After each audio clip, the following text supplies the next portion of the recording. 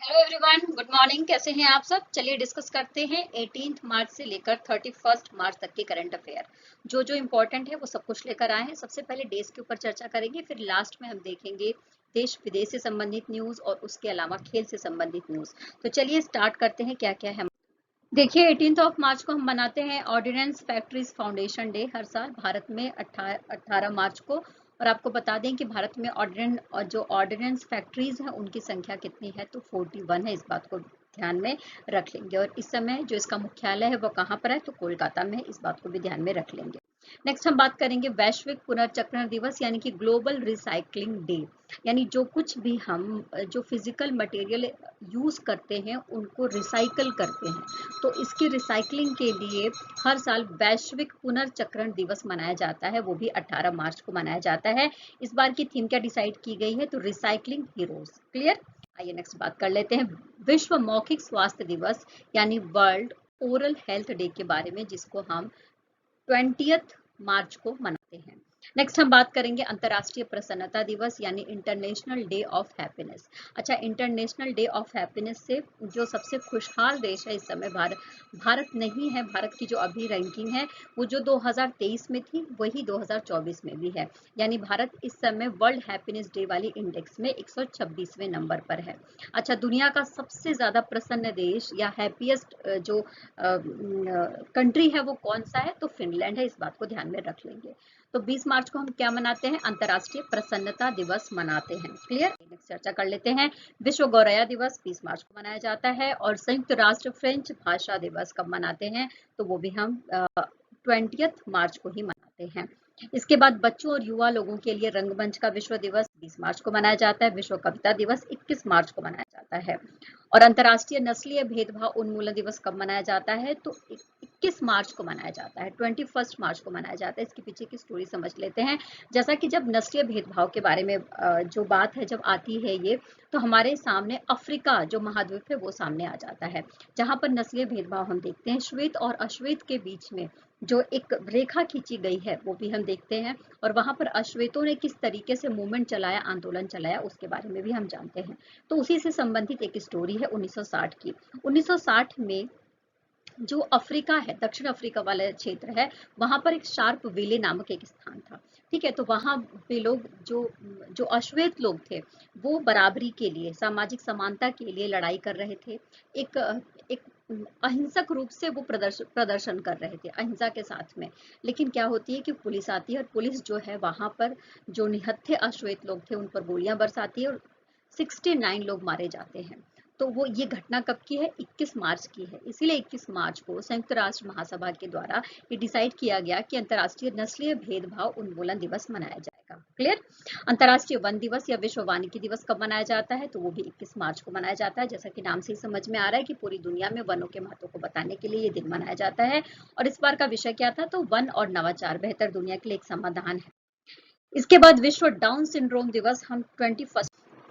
देखिए international नारूज day या international नारूज day कब मनाया जाता है, तो 21 मार्च को मनाया जाता है। क्लियर। 21 मार्च को नारूज डे का मतलब क्या है, नव वर्ष, यानी प्रकृति जब अपने अपने नए रूप में आती है, बसंत ऋतु की शुरुआत होती है, चारों तरफ हमें हरियाली दिखती है, तो उसको पूरी दुनिया में नौरोज डे के रूप में मनाया जाता है, इंटरनेशनल नौरोज डे के रूप में। स्पेशली कहाँ कहाँ पर, तो जो पश्चिमी एशिया है, मध्य एशिया, काकेशस, काला सागर बेसिन और बाल्कन में। क्लियर। नेक्स्ट बात कर लेते हैं विश्व जल दिवस यानी वर्ल्ड वाटर डे। इसको तो याद कर लेना है क्योंकि इससे क्वेश्चन पूछा जाता है। तो वर्ल्ड वाटर डे हर साल 22 मार्च को मनाया जाता है। 1993 से इसको स्टार्ट किया गया था। और इस साल की जो थीम है 2024 के लिए, शांति के लिए जल का लाभ उठाना। क्लियर। नेक्स्ट बात कर लेते हैं हम विश्व मौसम विज्ञान दिवस 23 मार्च को मनाया जाता है। विश्व मौसम विज्ञान दिवस के के बारे में बात करूं तो इसके लिए एक संगठन है जो ये मनाता है, संयुक्त राष्ट्र महासभा की एक एजेंसी के रूप में विश्व मौसम विज्ञान संगठन है, जो वर्ल्ड लेवल पर जो क्लाइमेट है उसका अध्ययन करता है। अगर इसके मुख्यालय के बारे में बात करें तो स्विट्जरलैंड के जिनेवा में इसका मुख्यालय हमें देखने को मिल जाएगा। राष्ट्रीय शहीद दिवस भारत में हर साल 23 मार्च को मनाया जाता है, क्योंकि इसी दिन हमारे देश के जो 3 देशभक्त हैं, भगत सिंह जी, इसके बाद शिवराम राजगुरु और सुखदेव थापर, इन तीनों को फांसी लगा दी गई थी। कोर्ट के द्वारा यह आदेश दिया गया था कि 24 मार्च 1931 में 24 मार्च को सुबह 8 बजे इनको फांसी लगाई जाएगी। लेकिन जो ब्रिटिश सरकार है उसने 23 मार्च को रात को ही, शाम को ही 7 बजे इन्हें फांसी लगा दी थी। तो इसीलिए 23 मार्च को हम राष्ट्रीय शहीद दिवस के रूप में मनाते हैं। अच्छा, राष्ट्रीय शहीद दिवस के रूप में जो महात्मा गांधी जी की पुण्यतिथि आती है 30 जनवरी, उसको भी मनाते हैं, इसको ध्यान रखेंगे। नेक्स्ट हम बात करेंगे पाकिस्तान का राष्ट्रीय दिवस, यानी इस दिन पाकिस्तान का जो गणतंत्र है वो लागू हुआ था, पाकिस्तान में संविधान बनकर तैयार हुआ था, 23 मार्च को मनाया जाता है। 1956 की घटना है ये। विश्व क्षय रोग दिवस यानी कि वर्ल्ड ट्यूबरकुलोसिस डे हर साल 24 मार्च को मनाया जाता है। इस बार की थीम क्या है? तो हाँ, हम टीबी खत्म कर सकते हैं। भारत सरकार ने ये टारगेट लिया है कि 2025 तक भारत में से पूरी तरीके से टीबी क्या होगी, समाप्त कर दी जाएगी, और वर्ल्ड लेवल पर 2030 तक का टाइम लिया गया है। ओके, क्लियर, WHO के द्वारा। नेक्स्ट हम बात करेंगे अंतर्राष्ट्रीय अचीवर्स दिवस, जो हर साल कब मनाया जाता है? 24 मार्च को मनाया जाता है। और उसके अलावा हम बात करेंगे सकल मानव अधिकार उल्लंघनों और पीड़ितों के लिए, जो उनके अधिकारों के लिए जो दिन है वो कौन सा डिसाइड किया गया है? तो 24 मार्च डिसाइड किया गया है। हिरासत में जो लोग रखे जाते हैं, पुलिस हिरासत की बात हो रही है, तो जो लोग रखे जाते हैं और वो लोग लापता हो जाते हैं, और उनके इस तरीके के लोगों के लिए, इस तरीके के लोगों के अधिकारों के लिए जो अंतर्राष्ट्रीय डे है वो 25 मार्च को मनाया जाता है। गुलामी का शिकार लोगों के लिए, खरीदे और बेचे जाने वाले जो लोग होते हैं उनके अधिकारों के लिए राष्ट्रीय और अंतर्राष्ट्रीय दिवस मनाया जाता है 25 मार्च को। विश्व रंगमंच दिवस कब मनाया जाता है? तो 27 मार्च को ये दिन हम मनाते हैं। ओके, शून्य कचरे का अंतर्राष्ट्रीय दिवस कब मनाया जाता है? तो 30 मार्च को मनाया जाता है। और ये मोटिव लेकर चला जा रहा है कि 2030 तक पूरी दुनिया में जो शून्य कार्बन है उसको पा लिया जाएगा, शून्य कचरा है की जो स्थिति है उसको पा लिया जाएगा। नेक्स्ट हम बात करेंगे अंतर्राष्ट्रीय ड्रग जांच दिवस के बारे में, जिसको हम 31 मार्च को मनाते हैं। International transgender day of visibility 30। देखिए, पहली जो बात करेंगे हम न्यूज़ से संबंधित, महाराष्ट्र से संबंधित न्यूज़ है। महाराष्ट्र में हम बात करेंगे दो डिस्ट्रिक्ट के बारे, दो शहरों के बारे में। वो शहर कौन कौन से हैं?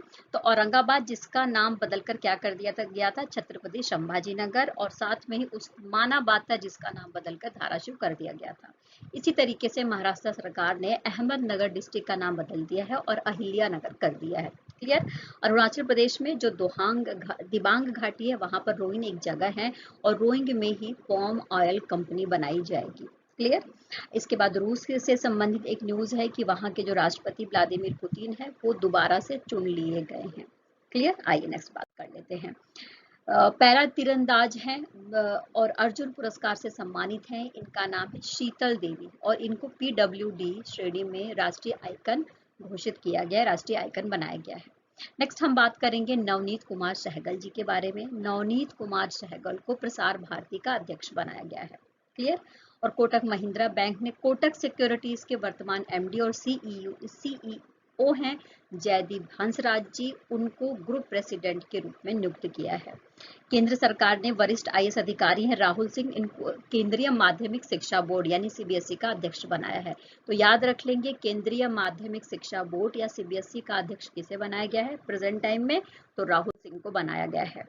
इसके बाद हम बात करेंगे पूनावाला फिनकॉर्प के नए MD और CEO के रूप में किसकी नियुक्ति करी गई है? तो अरविंद कपिल जी की नियुक्ति करी गई है।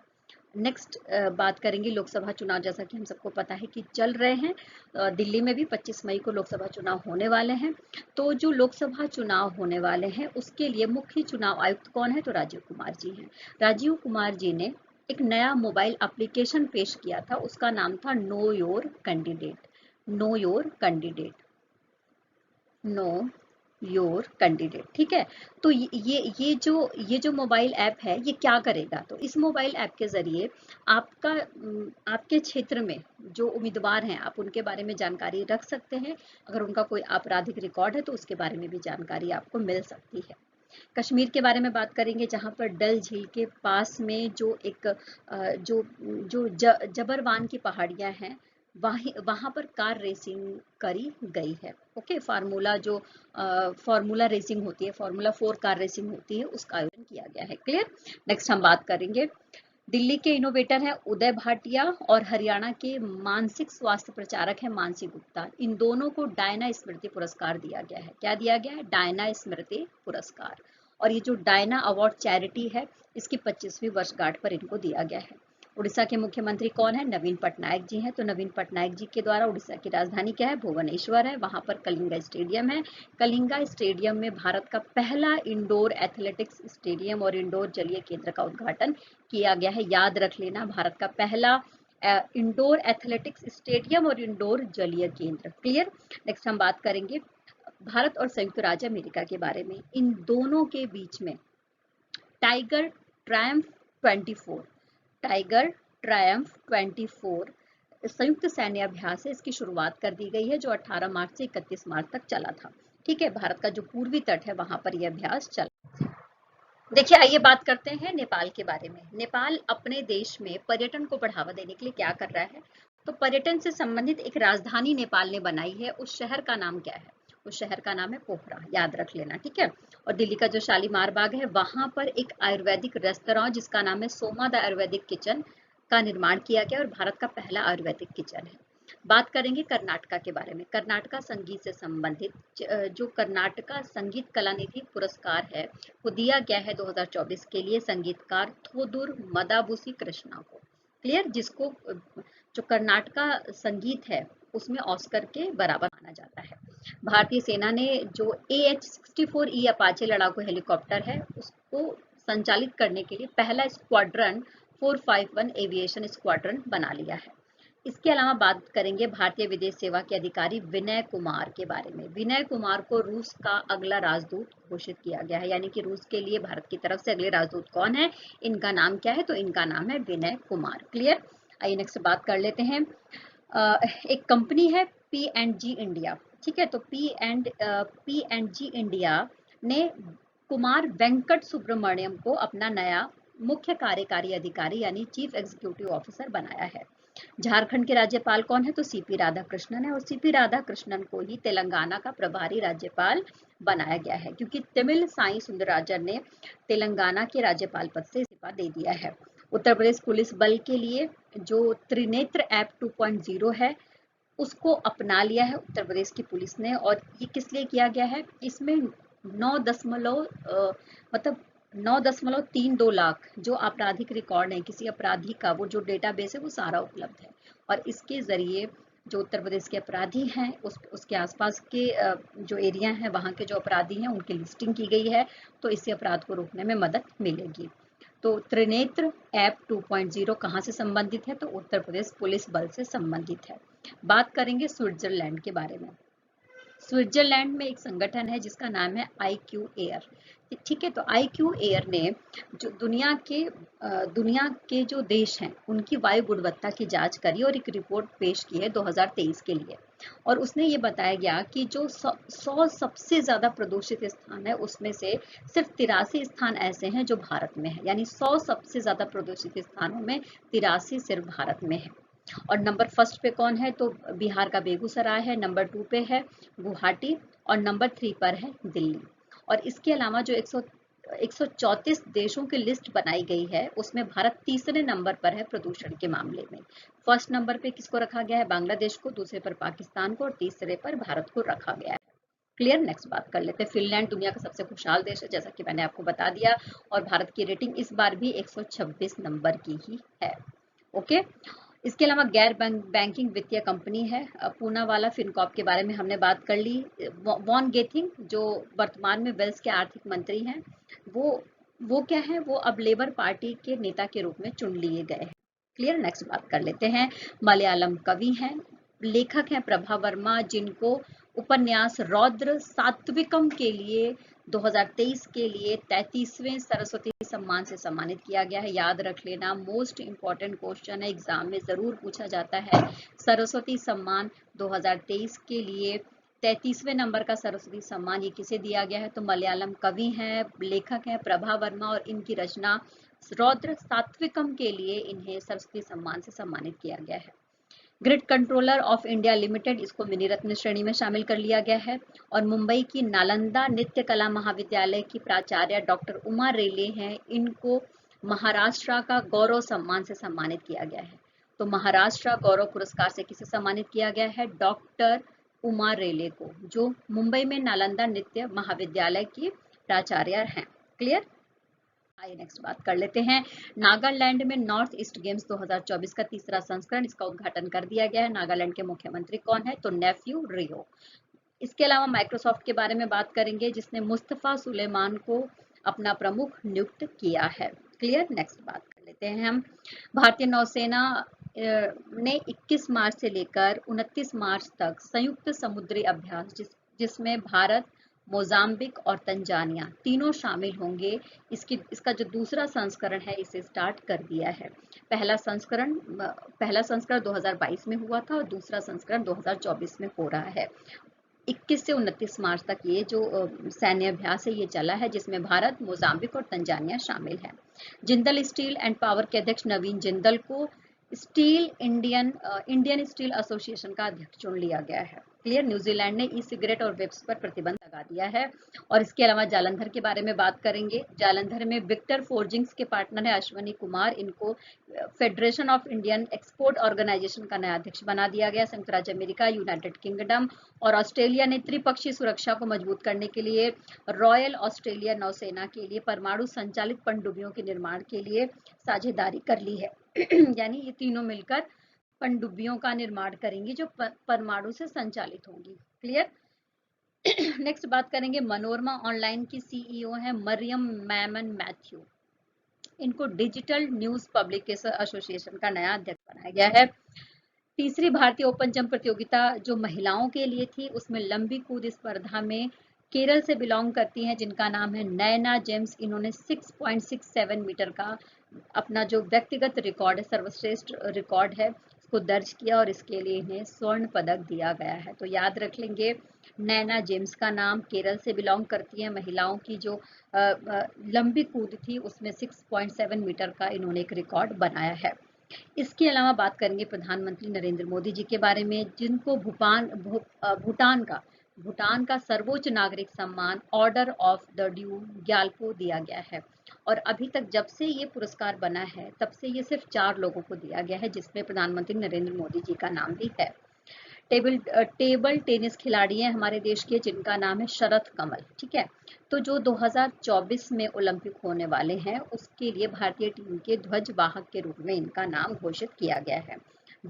पूरे विश्व में देखा जाए तो 88 नंबर के टेबल टेनिस खिलाड़ी हैं और 10 बार ये राष्ट्रीय टेबल जो खिताब है इन्होंने भी जीता है। इसके अलावा चंद्रयान 3 मिशन के लिए एविएशन वीक लॉरेंस पुरस्कार दिया गया है। किसको? इसरो को। सूरत डायमंड्स बोर्स के लिए जो सांसद गोविंद ढोलकिया हैं उनको अध्यक्ष बनाया गया है। और हम बात करेंगे बीना अग्रवाल और जेम्स बॉयस के बारे में, जिन्होंने वैश्विक असमानताओं पर, जो पर्यावरणीय असमानता एक तरीके से कही जाएगी, वैश्विक असमानता को दूर करने के लिए, उसको समझने के लिए जो काम किया है, इसके लिए उनको वैश्विक असमानता अनुसंधान पुरस्कार दिया गया है। डीवाई चंद्रचूड़, जैसा कि हम सबको पता है कि सुप्रीम कोर्ट के मुख्य न्यायाधीश हैं, इन्होंने सुप्रीम कोर्ट में ग्रेट इंडियन बस्टर्ड जैसे जो गंभीर खतरे हैं उससे निपटने के लिए एक समिति का निर्माण किया और उस समिति के अध्यक्ष बने हैं। 19 से 21 मार्च के बीच में डिब्रूगढ़ जो विश्वविद्यालय है वहां पर पहली बार मगही उपन्यास फूल बहादुर का अंग्रेजी में अनुवाद किया गया। और ये अनुवाद किसके द्वारा किया गया? तो बिहार में जो नालंदा विश्वविद्यालय है उसके प्रमुख लेखक हैं अभय, इनके द्वारा अंग्रेजी में अनुवाद किया गया है। मगही उपन्यास है जिसका नाम है फूल बहादुर। क्लियर? नेक्स्ट बात करेंगे खगोलीय पिंडों के नामकरण के लिए जो वैज्ञानिक है जिनका नाम है जयंत मूर्ति, इनको प्रतिष्ठित खगोल वैज्ञानिकों के लिए जो पुरस्कार है वो दिया गया है। ठीक है? आइए नेक्स्ट बात कर लेते हैं एसएनडीपी ग्लोबल के बारे में। इसने बोला है कि वित्त वर्ष 2025 में भारत की जो जीडीपी है उसमें वृद्धि होगी और जो जीडीपी है वो कितनी रहने की उम्मीद है? तो 6.8% रहने की उम्मीद है। क्लियर? नेक्स्ट बात कर लेते हैं चिपको आंदोलन के बारे में। देखो, चिपको आंदोलन की 50वीं वर्षगांठ मनाई गई है। 1973 में ये घटना हुई थी। कहाँ पर? हिमालय के उत्तराखंड में हुई थी। और चिपको आंदोलन, चिपको का मतलब होता है चिपक जाना, छोड़ना नहीं, गले लगा लेना। तो पेड़ों को काटने से रोकने के लिए जो वहाँ की महिलाएं थी उत्तराखंड की, वो पेड़ों से चिपक गई थी। क्लियर। नेक्स्ट बात करेंगे विराट कोहली के बारे में। विराट कोहली T20 मैच में सबसे अधिक 12,000 रन बनाने वाले पहले क्रिकेटर बन गए हैं और ऐसा करके उन्होंने इतिहास रच दिया है। क्लियर। नेक्स्ट बात करेंगे वरिष्ठ राजनयिक है अभय ठाकुर, जिनको म्यांमार में भारत का अगला राजदूत बनाया गया है। अब देखो हाई कोर्ट के बारे में बात करेंगे। कहाँ के हाई कोर्ट के बारे में? इलाहाबाद हाई कोर्ट के बारे में। तो इलाहाबाद हाई कोर्ट की जो लखनऊ बेंच है उसने एक ऑर्डर पास किया है। उसने बोला है कि UP board of Madrasa education act 2004 वो असंवैधानिक है। क्यों असंवैधानिक है? क्योंकि वहां पर अनुच्छेद 21, 14 और 21(a) का उल्लंघन होता है। Clear. Norwegian Academy of Science and Letters ने French National Centre of Scientific Research जो फ्रांस के पेरिस में है, उसने 2024 के एबेल पुरस्कार से सम्मानित किया गया है। याद रख लेंगे 2024 का एबेल पुरस्कार किसे दिया गया है? तो जो Norwegian Academy of Science and letters है उसे दिया गया है। क्लियर। नेक्स्ट बात कर लेंगे हम 2010 बैच की भारतीय लेखा परीक्षा और लेखा सेवा की अधिकारी रही हैं हंसा मिश्रा जी। तो हंसा मिश्रा जी को अब यूपीएससी का डायरेक्टर नियुक्त किया गया है, याद रख लेंगे। यूपीएससी दिल्ली में जो डायरेक्टर का पद है वो दिया गया है हंसा मिश्रा को। क्लियर। ब्रांड फाइनेंस 2024 रिपोर्ट में एलआईसी ने 816 अरब रुपए में स्थित मूल्य के साथ दुनिया के सबसे मजबूत बीमा ब्रांड के रूप में अपनी स्थिति बरकरार रख ली है। क्लियर। यानी कि जो जीवन बीमा है भारत की, उसके बारे में बात हो रही है। तो दुनिया की जितनी भी बीमा कंपनियां हैं उसमें अपनी मजबूत पकड़ रखी है 816 अरब रुपए के साथ में। पुर्तगाल में 8 वर्ष के समाजवादी शासन के साथ जो मतलब कुल मिला के कहने का मतलब ये है कि जो पुर्तगाल है वहां पर एक नए प्रधानमंत्री की नियुक्ति करी गई है। वो समाजवादी शासन से अलग है, वो डेमोक्रेटिक अलायंस से संबंधित है। इनका नाम है लुइस मोंटेनेग्रो। ठीक है। क्लियर। आइए नेक्स्ट चर्चा कर लेते हैं आईपीएल 2024 का 8वां मैच, जिसमें सनराइजर्स हैदराबाद ने मुंबई इंडियंस के खिलाफ अपने होम ग्राउंड पर रिकॉर्ड की झड़ी लगा दी। अच्छा, ये रिकॉर्ड क्या है? तो सनराइजर हैदराबाद ने 277 रन बनाए 3 विकेट पर, और अभी तक का आईपीएल का सर्वश्रेष्ठ जो स्कोर है ये बनाया गया है सनराइजर हैदराबाद के द्वारा। अच्छा, ये रिकॉर्ड भी तोड़ा गया है 2013 में बेंगलुरु के द्वारा। रिकॉर्ड बनाया गया था 263 का, तो ये रिकॉर्ड भी इन्होंने तोड़ दिया। तो अब तक का सबसे ज्यादा हाईएस्ट स्कोर किसके द्वारा बनाया गया है? तो सनराइजर हैदराबाद के द्वारा बनाया गया है मुंबई इंडियंस के खिलाफ। क्लियर। आइए भारत रोजगार रिपोर्ट 2024, चौंकाने वाली रिपोर्ट, जिसमें बताया गया है कि भारत में उच्च शिक्षा से संबंधित, उच्च शिक्षा प्राप्त जो बेरोजगार है उनकी संख्या बहुत ज्यादा बढ़ गई है। 2000 में जो 35% के आसपास थी, अब वो 2022 आते आते 65% के आसपास हो गई है, और 2024 में ये जो संख्या है वो 83% के आसपास पहुंच गई है। तो आप देख सकते हैं कि क्या हाल है भारत में उच्च शिक्षा प्राप्त जो उच्च शिक्षा प्राप्त जो युवक हैं उसका। आइए नेक्स्ट हम बात करेंगे सत्ता विरोधी छवि वाले बांसीरो डियो में फेयर ने पहले दौर में 54.8% वोटों के साथ सेनेगल के राष्ट्रपति का चुनाव जीत लिया है। तो यहाँ पर जो न्यूज़ है वो यही है कि सेनेगल का राष्ट्रपति किसे चुना गया है? तो बासियो डियो माए को चुना गया है। क्लियर। नेक्स्ट हम बात करेंगे भारत सरकार ने जो एनआईए है और जो एनडीआरएफ है और बीपीआरएनडी है, इसमें कहा है कि बहुत सारी नियुक्तियां निकलने वाली हैं। महाराष्ट्र कैडर के 1990 बैच के जो प्रतिष्ठित आईपीएस अधिकारी हैं सदानंद बसंत, उनको एनआईए का नया महानिदेशक बनाया गया है। इसके अलावा पीयूष आनंद को एनडीआरएफ के प्रमुख के रूप में जिम्मेदारी दी गई है, और आईपीएस अधिकारी हैं राजीव कुमार, इनको बीपीआरएनडी का महानिदेशक बनाया गया है। क्लियर। नेक्स्ट बात करेंगे एस रमन की आत्मकथा from a car shed to the corner room and beyond. ठीक है। इसमें एसबीआई के क्लर्क से लेकर केनरा बैंक के अध्यक्ष बने, प्रबंध निदेशक बने और सेबी के पूर्णकालिक सदस्य बने। तो एस रमन की जो आत्मकथा है जिसका नाम है from a car shed to the corner room and beyond. Okay. तो इसको दुनिया के इनकी एक आत्मकथा के रूप में हम इसको देख सकते हैं, और इनकी बुक का नाम है, इसको याद रख लेंगे। इसमें इन्होंने पूरा अपना जो कार्यकाल है उसका विवरण दिया है। कोटक महिंद्रा बैंक ने सोनाटा फाइनेंस का अधिग्रहण कर लिया है और 100% फाइनेंस, सोनाटा फाइनेंस की जो 100% की जो फीसदी की हिस्सेदारी है उसको खरीद ली है, यानी पूरी तरीके से अपने में समाहित कर लिया है सोनाटा फाइनेंस को कोटक महिंद्रा बैंक ने, याद रख लेंगे। बैंक ऑफ महाराष्ट्र के प्रबंध निदेशक और मुख्य कार्यकारी अधिकारी के रूप में किसकी नियुक्ति हुई है? तो निधु देखिए, कल्याण चालुक्य राजवंश, भारत का जो प्राचीन इतिहास है उसके बारे में यहाँ पर बात हो रही है। तो उससे संबंधित 900 वर्ष पुराना कन्नड़ शिलालेख महबूबनगर में मिला है। कहाँ पर? गंगापुरम में, याद रख लेंगे। नॉन फिक्शन में महिला पुरस्कार के 6 पुस्तकों में अपनी शॉर्ट लिस्ट की घोषणा करी है, जिसमें भारतीय ब्रिटिश पत्रकार और टिप्पणीकार मधुमिता मुर्गिया हैं। इनकी जो पुस्तक है इसका नाम भी है, और इसका नाम क्या है? तो code dependent, living in the shadow of AI. इसमें मानव समाज पर जो कृत्रिम बुद्धिमत्ता है यानी कि आर्टिफिशियल इंटेलिजेंट है उसका क्या प्रभाव पड़ेगा उसके बारे में बात की गई है। भारतीय ब्रिटिश पत्रकार और टिप्पणीकार हैं मधुमिता मुर्गिया। इनकी बुक का नाम है code dependent, living in the shadow of AI. Clear? Short listed की गई है नॉन फिक्शन पुस्तकों में, महिला जो पुरस्कार है उसमें। लोकप्रिय तेलुगु अभिनेता अल्लू अर्जुन, इनके बारे में हम सब अच्छे से जानते हैं। तो अल्लू अर्जुन को जो दुबई में मैडम तुसाद संग्रहालय है उसमें इनकी मोम की प्रतिमा बनाई गई है। मैडम तुसाद संग्रहालय में अल्लू अर्जुन की मोम की प्रतिमा बनाई गई, याद रख लेंगे। और साथ ही भारतीय पुरुष हॉकी टीम की गोलकीपर PR श्रीजेश और चिली की कैमिला कैरम को FIH एथलीट का सह अध्यक्ष बनाया गया है। अच्छा, ओम के आकार का पहला मंदिर बनाया जा रहा है, कहाँ पर? तो राजस्थान के जाडन गांव में। कहाँ पर? राजस्थान के जाडन गांव में, याद रखेंगे। जम्मू कश्मीर और लद्दाख उच्च न्यायालय के मुख्य न्यायाधीश कौन है? तो इनका नाम है N कोटेश्वर सिंह। क्या नाम है? N कोटेश्वर सिंह। N कोटेश्वर सिंह ने मोहम्मद यूसुफ वानी को अतिरिक्त न्यायाधीश के रूप में पद की शपथ दिलाई है। क्लियर? नेक्स्ट बात करेंगे। प्रबंध निदेशक और CEO अर्बन बनर्जी को ऑटोमोटिव टायर मैन्युफैक्चरर्स एसोसिएशन का नया अध्यक्ष चुना गया है। और देखो, जो विश्व मौसम विज्ञान दिवस समारोह, विश्व मौसम विज्ञान दिवस के बारे में हमने पढ़ा अभी कि 28 मार्च को विश्व मौसम विज्ञान दिवस मनाया जाता है।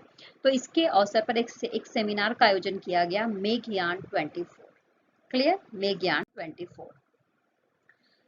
शरफुद्दौला ने ICC एलिट पैनल ऑफ अंपायरों में नियुक्ति हासिल करी है और ये बांग्लादेश के पहले ऐसे अंपायर हो गए हैं और इसके लिए इन्होंने इतिहास बनाया है, याद रखेंगे। द टाइम्स ग्रुप द्वारा नोएडा में आयोजित एक शानदार कार्यक्रम में स्टार स्टेटस के प्रबंध निदेशक विजय जैन को प्रतिष्ठित टाइम्स पावर आइकन 2024 पुरस्कार से सम्मानित किया गया है। यानी कि द टाइम्स ग्रुप के द्वारा जो टाइम्स पावर आइकन 2024 पुरस्कार दिया गया उससे सम्मानित किया गया है विजय जैन को। क्लियर? विजय जैन को याद रख लेंगे, जो स्टार स्टेट के क्या है? प्रबंध निदेशक हैं। अब यहाँ पर बात करेंगे, नोबेल पुरस्कार विजेता है, अर्थशास्त्री हैं, इनका नाम क्या है? डेनियल कन्नेमैन। डेनियल कैनेमैन। इनका 27 मार्च 2024 को 90 साल की उम्र में निधन हो गया है और 2002 में इनको जो आर्थिक विज्ञान से संबंधित नोबेल पुरस्कार से सम्मानित किया गया था। तो इस सेशन में इतना ही। अब अप्रैल माह का जो करंट अफेयर है उसके भी बारे में हम बात करेंगे, उसको भी लेकर आएंगे। तब तक के लिए टेक केयर, बाय बाय। खुश रहना है, मेहनत करते रहना है, जीवन में आगे बढ़ते रहना है और मेरा साथ देते रहना है। Bye bye, take care.